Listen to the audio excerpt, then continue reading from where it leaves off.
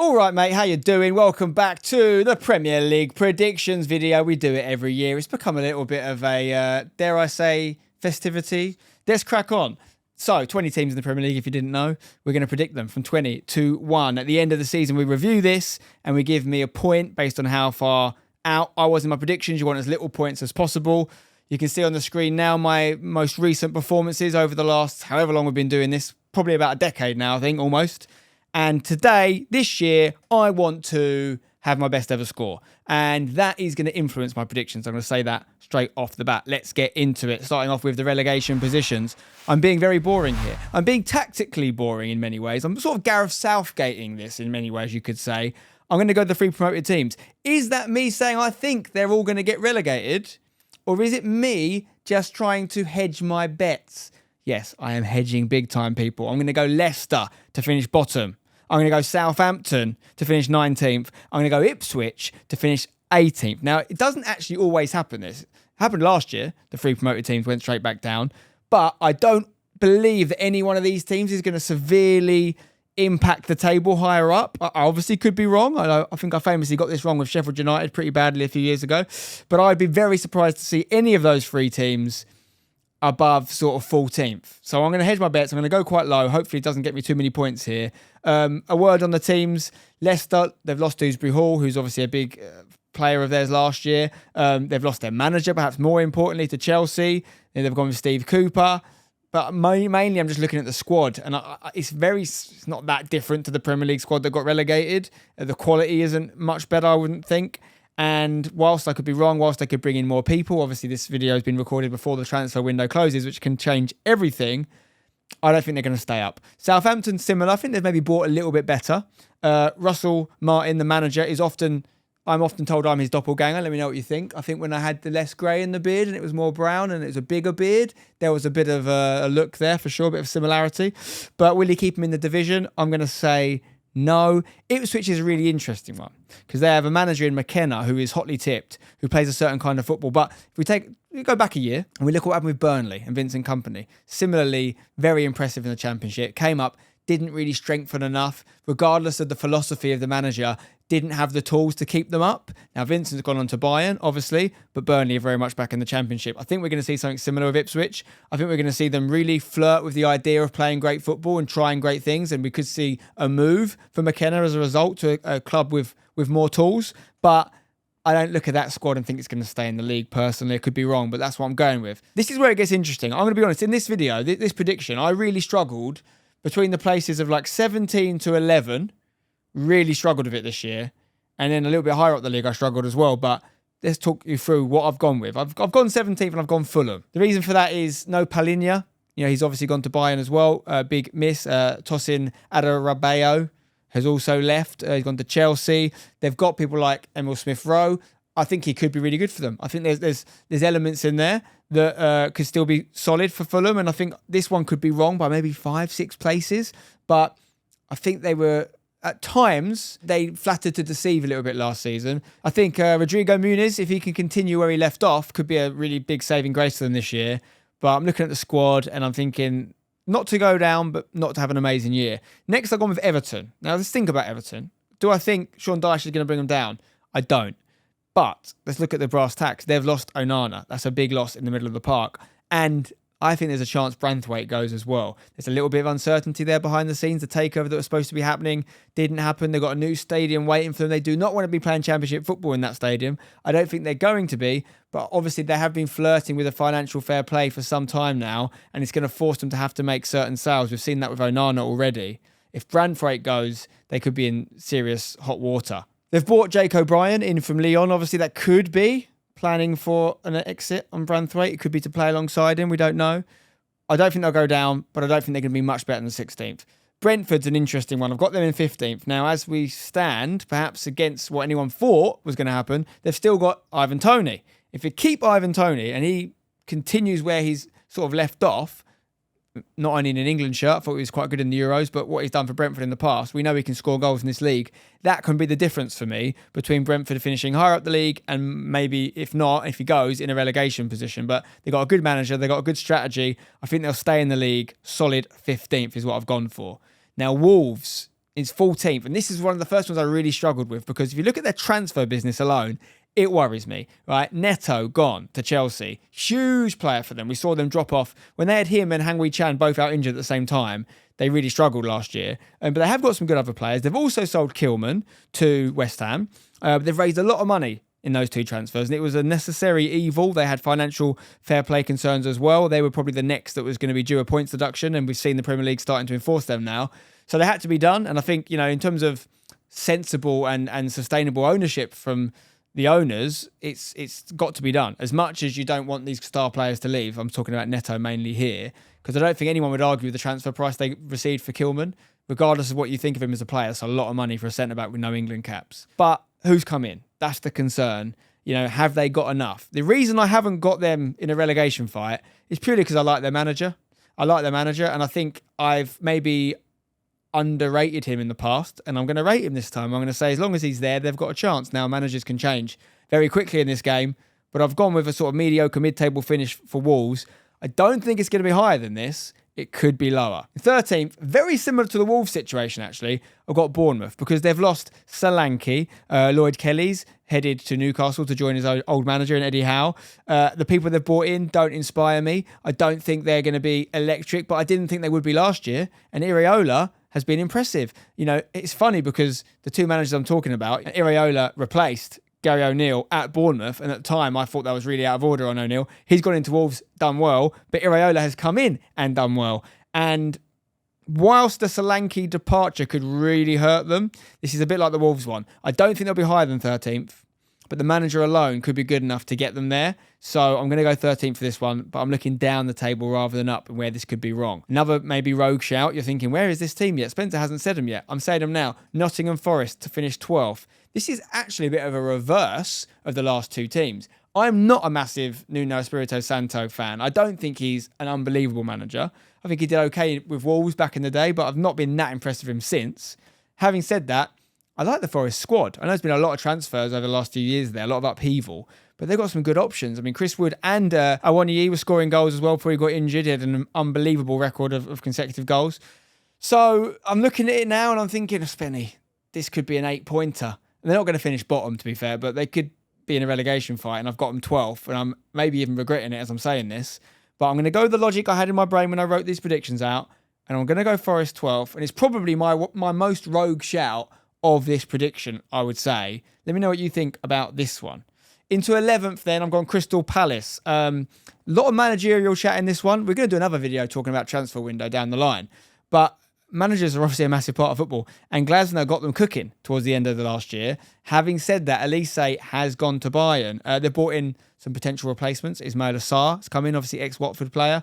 Is he going to be as good as Elise? I don't know, but they've still got Eze for now. They've still got COYI for now. They've still got Anderson for now as I'm recording this. So there's talk of him potentially leaving. So one or two more big exits out the door without significant incomings could see me get this one quite wrong. If Mateta can keep Matetaing at the rate he was Matetaing at the back end of last season, then they're going to Mateta themselves a lot of goals. And you know what they say? Hakuna Mateta.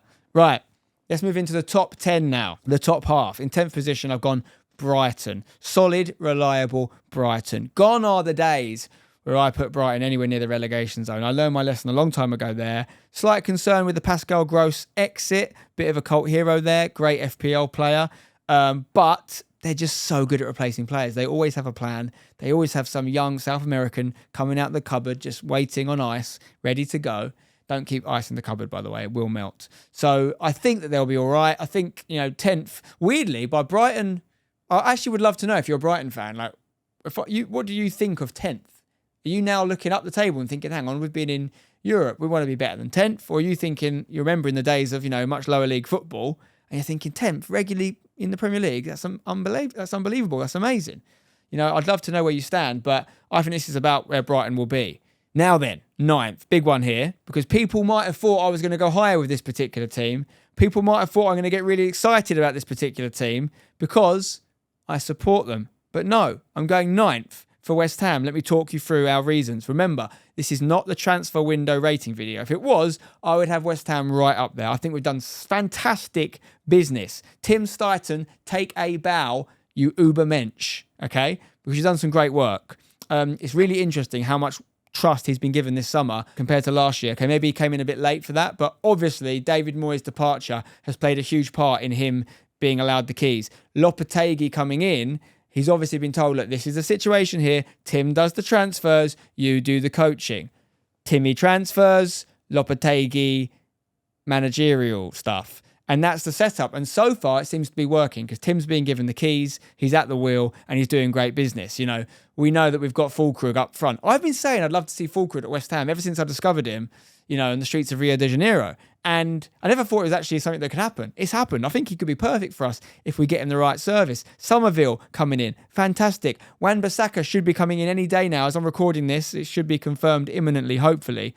Kilman, I think we paid a lot of money for Kilman, quite frankly. And money does have a huge correlation with how players actually perform. I really do believe that. Sometimes players can be viewed as flops purely because of the price and not because of the way they play. And he's going to have to come in and really look a lot better than our previous centre-backs because of how much we paid for him. But I don't mind him as a player, and it's a manager that knows him from his time at Wolves. Not only that, we've got Rodriguez, who's a regular in the Argentinian team in centre-mid, where we needed much-needed depth. Of course, we've got Todibo, who was linked with a move to Juventus, you know, ex-Barcelona as well. This is a really good scout for us. We're paying good money for these players. You know, we're not sort of penny pinching anymore, which is good to see. But I like what we're doing. I like our business. We have got this sort of Paquetá elephant in the room. When's he going to get banned? We don't know. But the good thing about this squad now is even without him in there, I still think it's pretty decent. Last year, you couldn't say the same. If he wasn't in the side, you were like, no point in turning up. Now, I still like us. I think we look good. I'm going to caveat all that with, I'm not convinced by the manager just yet. I need to see a lot more. I've seen him at Real Madrid. I've seen him at Wolves. You know, he's at Spain as well. I'm not convinced he's going to play football that is way better than David Moyes, but hopefully I'm wrong about that. Some of these transfers have come quite late in the window, which gives me concerns about how long it takes to gel. I think we're not going to see West Ham playing their best football with this new look squad for at least a couple months, you know, back end of the calendar year. Having said that, we've not got European football this year, and that could be massive. That little bit more, you know, less stress on the bodies of the players. We've actually got a way deeper squad this year when we're not in Europe, which is interesting. But we're going to probably see some departures, aren't we? I think Ings is on the chopping block, Cornet maybe, a few more have to go. Maybe the Czech boys, Suchik and Soufal could go. We need to save some money, raise some money, and obviously the wage bill is looking big. I'm going to put my neck on the line here and say West Ham won't finish worse than 9th, okay? But I think some people in their predictions could have them in the European spots, and I really hope they're right. I don't want to get my club wrong by being too over-ambitious. I'd rather be, you know, maybe not optimistic enough. But let's say it's going to be 9th or higher. Equally, a bad start to the season, we could see Lopetegui out in the next 60 days and all bets are off. So let's just mediate it for now.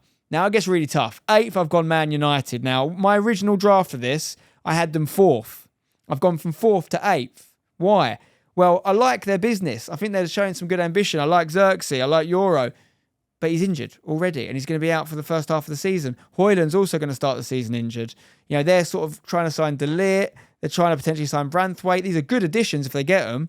But is it too much? Are they going to end up with 4 centre-backs that all expect to start? I've not mentioned Martinez or Maguire. You know, they're going to sell Wan-Bissaka. They're going to bring in Mazraoui at right back. Like, is that a massive upgrade we need to see there? I like Wan-Bissaka defensively at least. Obviously, they've got Mainu. Massive fan of his. Think he's really good. I'm still not convinced by them firepower-wise. That was their big problem last year, right? They were quite good defensively, statistically. They just didn't score enough goals. And Rashford needs to cook this year. He didn't last year. A lot of pressure on Garnacho to do some magic. And like I say, Højlund, their main goal-scoring threat, is out. And Xerxes, we don't know what he's going to be. He calls himself a 9.5, half a 9, half a 10.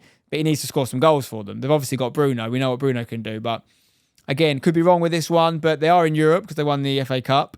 So because of the injuries, and I'm still not sold on Ten Hag either, I've got them going 8th. In 7th, I'm going Chelsea. Now, again, they've got European football, they've got Conference League football, which is long travelling without necessarily the accolades of the bigger European competition to come with it. But it is a European competition and it is a major competition because West Ham won it. New manager, again, it feels like, I know I got nothing against Maresca, and you know, by all accounts, hotly tipped to be a good manager. But they were just turning a corner with Pochettino. I can only imagine something's gone wrong behind the scenes where he wasn't going to be backed in the transfer market. He wanted them to buy less and just sort of steady the ship. And they were like, no, we're going to buy another 73 players because they have. And they're just crazy, scattergun approach. The thing about them is, right, they've spent loads of money. They've bought loads of players. I don't think any of them are that good. Like, I think they're all good, but I don't think any of them are like, oh, what a signing. Like, I actually really like Dewsbury Hall as a player. I'm not going to say anything bad about him. I think he could get in the England setup. But they had Fernandes and Caicedo already. They've had to let Gallagher go. A lot of that transfer, I think, was forced by them, the way they do their finances now, and them having to sell a homegrown player, so it's pure profit, Gallagher going out, and they can stagger the money they've spent on Dewsbury Hall over the next few years. Is it addressing a real problem for them? I don't think they've still got a prolific striker. Nkunku is not like an out-and-out number 9. They may play him as one, but they're obviously hoping Jackson's going to come good. They've got the young lad they got from Barcelona, COYI, I don't know how you say his name. Yeah, I still think there's holes in that team. They've got a right back in Reece James who just can't play a run of games. Okay, they've got Gusto, who is good though. And then they've got Cucurella. If they can get Spain Cucurella to turn up, they're in business. But I don't think Chilwell's got much of a future there if we believe the accounts that are coming out from the manager. Even if he did, he probably wouldn't be fit. Centre half, is Fofana going to come good? Who is it? Cole Wilbad this year? I don't think anyone knows what their best team is. And I haven't seen anything amazing in pre-season. They've got to gel all over again. There's a lot of players, apart from maybe Cole Palmer, that have to come good this year. And I think to expect them all to come good is unrealistic when you're changing so much. So I've gone 7th for Chelsea. That means I've got Villa in a European spot for the 2nd year in a row. Yes, maybe not as good as the 4th they finished last season, but still, back-to-back European qualification would be very nifty for the Villa boys. Been a couple of changes. Douglas Luiz to Juventus, big exit for me. But Onana in from Everton, great addition. Expensive, but great addition. They brought some youth in and around the squad. Diaby's gone as well to Saudi. He's only 25. He's gone there in the prime of his life. And that disappoints me. Is it unrealistic to expect them to be as good again, back-to-back? Watkins, can he get firing as much? All these factors, when I think these things, I look at the manager and I think they've got a great manager. And I think Emery will keep him in check. I think there's going to be a slight drop-off, mostly because the other team's improving. But I'm still backing them this year to have a good year. And in 5th, I've got Newcastle. Again, I had them higher on some other drafts. I had them lower on some other drafts. But I've gone with 5th. Couple reasons for this. I think they had a real injury-ravaged season last year. And they should have done better than they would have if they didn't have their defence particularly just decimated at times. They also don't have Europe this year to worry about, and that's going to mean something. They're going to get more out of their squad. They've got Tonali back from his suspension. Do not underestimate how big a return that is. They got Lloyd Kelly in from Bournemouth, who is a player that the manager knows well. Bit more defensive backup options. Probably going to have to play, though, because they've got no Botman right now. He's out. Lascelles is out with an ACL. So it's an interesting one, Newcastle. I think they under-delivered last year on the quality of their squad. Gordon's 1 year better. Harvey Barnes missed most of last season. Livramento could probably make himself a regular starter this year. Trippier could leave. They could bring in COYI. There's still a few unanswered questions. There's some backroom disruption, Amanda Staveley has moved on behind the scenes. Eddie Howe's been linked with the England job. We have now got an interim manager, Lee Carsley. So maybe that steadied the ship a little bit. But I like the Newcastle team. I like what Eddie Howe's been trying to do. And I'm backing him for 5th. Now it's the big one. You know who my top 4 are now in terms of teams because you know who I haven't said. But do you know the order? In 4th, I'm going Spurs. Big Angie's Spurs. I think they're going to kick on that little bit from last year. I think that they needed to find a few things out, which they have done now, and they needed to improve a few little places, and they've done that. Solanke, big money spent, but they have a focal point to their attack now. Richarlison, there's a couple of players you don't know who starts, and I think that's a good thing. Son starts. Solanke surely is going to start for the money they spent on him. But then you've got Richarlison chomping at the bit to get in. You've got Maddison, who probably will start, but he's often injured. Then you've got Kulusevski. So you've got competition. You've got Johnson as well. You've got some really good depth there. They are going to be in Europe, obviously, so they're going to need that depth. They've gone and got the lad Gray from Leeds. Big, big addition there. Very big future for this lad, I believe. Højbjerg has left, but this feels a bit more like an Ange midfield now. The managers always want to bring their own people in, and they've done that. By all accounts, Bergvall is another player to look out for as well. Could be very decent. But they didn't have to change too much. Maybe they were a bit too attacking last year, a bit too naive when their attacking kind of mentality was found out. But they're entertaining to watch. It hurts me as a West Ham fan saying that, but you can't take away from it. I think they're going to get top 4. Now then, 3rd, who we got, people? It's Liverpool. Not a lot of business here from a new manager in Arne Slot. But you know what? I quite like that. I feel like he's just gone, I've inherited a good squad here. Why don't I see what they've got before I make any big decisions? Obviously football doesn't always work like that now. Managers aren't everything when it comes to transfers. There could have been more things in place from behind the scenes, but maybe, again, with the same mentality, they've gone, no, let's just see what this manager's about. Let's see how he tries to get the current squad playing. Let's also see how he does with some of the youngsters coming through, which, we only saw the very beginning glimpses of under Klopp. Like Harvey Elliott, I think now is going to be a really big player for Liverpool. And I'm really excited to see how he's used. I think while they've still got Salah, he'll probably be used in the middle, but long term, he could be a Salah replacement off the right. How will Salah perform in this new, slightly more possession-based approach? Are we going to see a different use of McAllister in the midfield? Who's going to play in that focal point, attacking spot? Will it be Nunez? Will it be Jota with Diaz off the left? How's Gakpo going to play in this system with a fellow compatriot as a manager from the Netherlands? Defensively, Trent is going to be key in this system wherever he plays. Van Dijk has stayed. That's really good for continuity. Is he at the peak of his powers? I'm not so sure. Who's going to be the other centre-back? Is it Konate? Matip's gone. Is it Quansah? Is he going to get a good looking? Robertson at left-back is still a very good side, isn't it? And they could do better than this. I'd be surprised if they did much worse than this, though. I've got Liverpool third. 2 teams left. You know who they are. It's been the battle of these 2 teams for quite a few years now.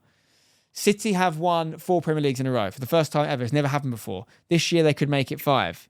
But are they going to? According to my predictions, they are not. Yes, that's right. I'm going Man City second. Wow. Why? Well, first of all, just pure statistically, if no one's ever done it 4 times in a row, what are the chances someone does it 5 times in a row? Obviously, Pep, he doesn't follow the normal rules, stats. He can be the exception to the rules. I'm looking at other things, though. I'm thinking about player motivation. Can they stay hungry? I'm looking at the Alvarez exit. Haven't yet replaced him. De Bruyne playing more and being fitter is almost like a replacement in a way, if he can maintain his levels. I'm not sure if he's still got it in him. That dodgy haircut he turned up with at the start of the year, I think his head might be gone, people. I'm a big De Bruyne fan, but no Alvarez. And if De Bruyne isn't at it at the same level as he has been in the past, they've got a little bit missing in the middle for me there. Obviously, a world-class squad, world-class manager, could win the league easily. But I am giving it Arsenal this year. I think they might do it. I think it's third time a charm under Arteta with that new look squad. I think one of the big issues they had going up against City in previous years is the depth. When certain players were out and injured, they just couldn't compete with the depth that City had. I think now maybe they can. I think the Calafiori introduction is huge. Whether he plays at centre-back or left-back, he's going to play, I think. And he offers quality in both positions. I think Timber is like a new signing because they signed him last year, did his ACL, missed the whole season. He can play anywhere across the back 4. People like Ben White, Gabriel, these were shoo-ins in the team before. Now it's up for grabs. The only one that is guaranteed starter, I'd say right now, is Saliba. Probably Ben White as well. Probably Gabriel as well. But if they drop off, they're going to come out the side now. That's the difference between last year. Likewise, if they have an injury, it shouldn't derail them completely. I think Martinelli will have a better year this year than he did last year. I think he dropped off a little bit. I think Trossard obviously came in. I think that Havertz has obviously kicked on massively in the back end of last year. We're going to see that continue. Gabriel Jesus could play a bigger part this year. Saka, we know what he can do. I still feel like there's a chance Arsenal go and buy a big attacking player. Whether they've left the money in the pocket for that or not, and whether they need to, I'm not saying they do. I'm saying the squad they've got as things stand right now, I think it could be good enough. I think it could be good enough to win the league, If I'm wrong about this, that's fine, but I don't think I'm going to be really loads wrong. I don't think Arsenal are going to be anywhere outside of the top 3 minimum, and I'm going to back them this year. Why not? You know what? I'm pretty sure this is the first time I've ever backed Arsenal to win the Premier League in any prediction video, because in the era that I've been doing it, they have not been at the peak of their powers.